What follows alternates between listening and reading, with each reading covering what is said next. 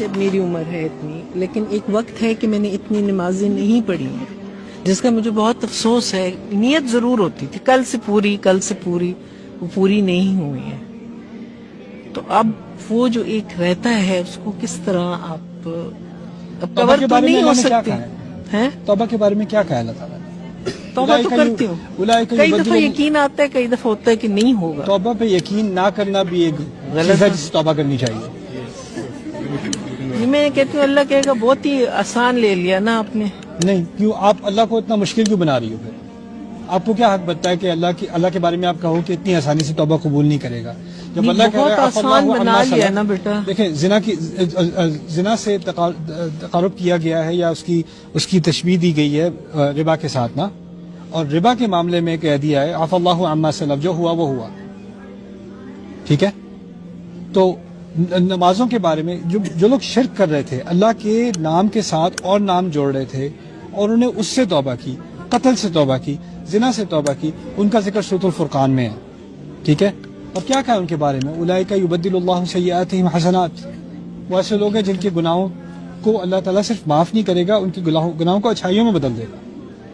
اللہ تعالیٰ کی رحمت اتنی بڑی ہے، یقین اتنی زیادہ ہے، اسی پہ تو چلتے رہے. اسی لیے توبہ پر شک نہیں کرنا چاہیے. صحیح. اور توبہ پہ شک کرنا اللہ کے ساتھ بدگمانی ہوتی ہے، نہ کریں. ایک اور چیز، ہدایت زیادہ پانے کے لیے کیا کوشش ہو سکتی ہے؟ زیادہ ہدایت کا کیا مطلب ہے؟ مطلب صحیح ہدایت پانے کے کیا لیے غلط ہدایت ہے جیسے ابھی؟ دل مڑے نا، نماز کے لیے آنٹی جی، دل کھینچے، اس کے لیے دل کھینچے. اس سوال کے پیچھے نا میرے نزدیک ایک انگزائٹی ہوتی ہے کہ جو میں کر رہا ہوں یا کر رہی ہوں وہ کافی نہیں ہے. جی ایسا. اور میں جو ہوں وہ ہر طریقے سے ناقص ہوں. اپنے اوپر زیادہ ہم زیادتی کرتے ہیں. اللہ تعالیٰ کی فرمانبرداری جو کر رہا ہے نا، اللہ تعالیٰ کے احکام کو مان رہا ہے، تو اللہ تعالیٰ کہہ رہے ہیں لا یلدکم من اعمالکم شیئا، تمہارے اعمال میں سے کچھ بھی نہیں لے گا. وہ کچھ چیزوں میں اللہ تعالیٰ ہمیں تسلی دیتا ہے اور ہم اپنے آپ سے تسلی چھین لیتے ہیں. ہم بے چینی میں رہنا چاہتے ہیں، ہم سمجھتے ہیں بے چینی میں ہی اصل ایمان ہے.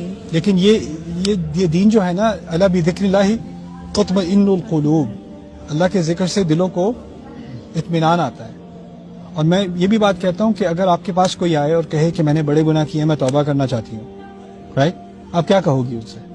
آپ کہو گی توبہ کرو، اللہ معاف کرے گا. آپ اس کو تسلی دو گی، یعنی آپ اس کو تسلی دینے میں جلدی کرو گی لیکن اپنے آپ کو نہیں. ٹھیک ہے نا؟ آپ اپنے آپ کو اس نظر سے نہیں دیکھتی جس نظر سے آپ کسی اور کو دیکھتی ہو. کیونکہ ہماری سوسائٹی میں ایک تو ایک روحانی مسئلہ ہے، ایک نفسیاتی مسئلہ بھی ہے. نفسیاتی مسئلہ یہ ہے کہ بچپن سے نا ہمیں ہر چیز کے بارے میں گلٹ کیا جا رہا ہے. تم نے یہ غلط کیا، یہ غلط کیا، یہ غلط کیا، اللہ تمہیں کبھی معاف نہیں کرے گا، ایسا کرے گا، ایسا ہوگا، ویسا ہوگا. فلانے نے تو اتنی نمازیں پڑھی، پھر بھی پتہ نہیں اللہ قبول کرے گا کہ نہیں، اور یہ پھر بھی اللہ قبول کرے گا کہ نہیں، پھر بھی اللہ خوش ہے کہ نہیں. یہ بار بار اللہ کے بارے میں جو بدگمانی ہے نا، یہ ہمارے کلچر کا حصہ بن گئی ہے اور اس وجہ سے ہماری روحانیت پہ بھی اثر پڑا ہے.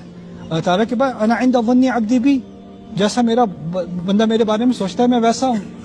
میرا رب معاف کرنے والا ہے، میرا رب دروازے کھولنے والا ہے. اس کی سب سے بڑی مثال میں بار بار دیتا ہوں، میں دیتے ہوئے تھکتا نہیں ہوں. 1000 بار دینی ہوگی میں 1000 بار دوں گا.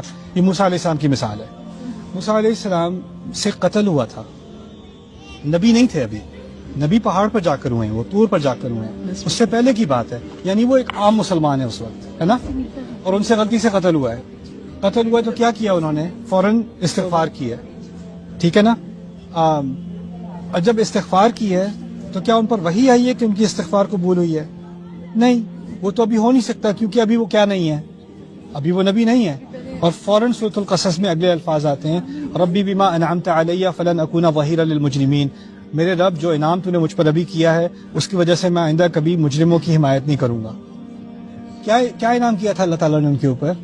ان کو صلاحیت دی تھی استغفار کرنے کی. یعنی استغفار کرنے کی نعمت جس کو مل جائے نا، اس کو اعتماد ہونا چاہیے کہ اللہ تعالیٰ نے اس کی استغفار قبول کر لی. ان اللہ غفور الرحیم. رائٹ. ایک چیز کل آپ اور کہہ رہے تھے کہ میں نے انسان پہ بہت بوجھ ڈالا ہے. آپ کسی کو سمجھا رہے ہیں، ذمہ داری کی بات ہو رہی ہے. ذمہ داری، جی. اور بوجھ سے مراد یہ ہے کہ انسان کو کبھی بھی ایسا نہیں بیٹھ کے کہہ سکتا اب مجھے کسی چیز کی فکر نہیں ہے.